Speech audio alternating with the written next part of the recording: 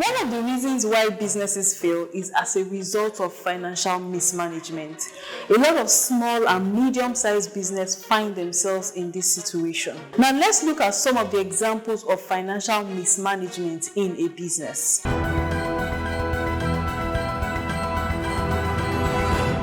The very first is combining the business funds with that of the owner of the business. The next is using funds, for example, loans, for other purposes, maybe for personal purposes or mismatching an organization. I'll talk more about this as I go ahead. Another point is using short-term funds to fund long-term projects. This is where financial mismanagement also comes in to a large extent. Another point is also using the organization's funds for your own personal use as the owner of the business. Poor financial management would likely lead to decrease in sales, decrease in profitability, decrease in the ability to attract new customers or clients, etc. Now, poor financial management can also cause a business to incur substantial debt, which can lead to legal actions or bankruptcy. So inadequate financial management can actually lead to poor cash flows, making it challenging for a business to meet its short-term obligations, such as paying bills, salary payments, repayment of loans, etc. Let's look at proposed solutions to this poor financial management in an organization. The very first is having the right accounting structure and framework, having the right reporting system, ensuring that your reporting system is automated and saying goodbye to all your manual processes, to avoid, any form of malpractices, or fraudulent practice within an organization. The next is having an integrated system. I know this is a challenge that most medium-sized or even small-sized businesses face because, yes, you say you have an ERP, but it's not fully integrated to the systems within an organization. You should have an ERP where at the end of the period, you should be able to pull out your financial statements, making it easy for you and, helping your accountants or finance professionals to be more efficient within the organization.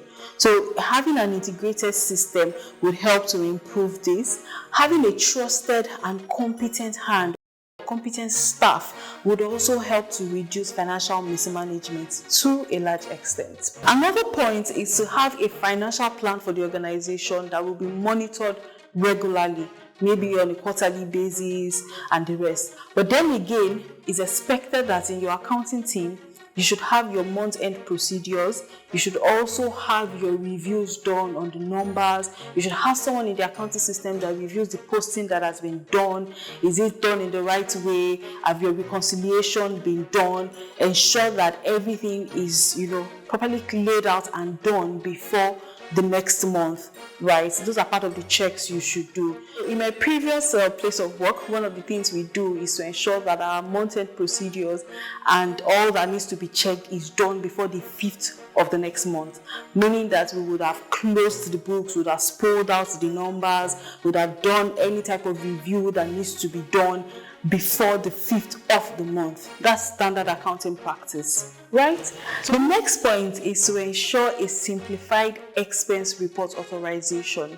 Before expense or payment is done, ensure that the right approvals are set within the organization. The next point is that you need to enforce policies on travel and expenses. There are some organizations that, travel, is travel, everybody can travel and all that. Just ensure that you put in the right policies with respect to travels, and the travels are largely for the purpose of the business, or let's say for business development, as the case may be. So it depends on your organization and the nature of activities within your organization, but just set the right policies in mind and on paper, right, that would guide the way travels will be done within the organization. And finally, ensure compliance. Make sure there is also improvement in compliance. You should have your internal control and your internal audit team in place, and regular checks has to be done, regular reviews of what has been done, for a period of time within the organization. So that would help to reduce any form of fraudulent activities or malpractices within the organization.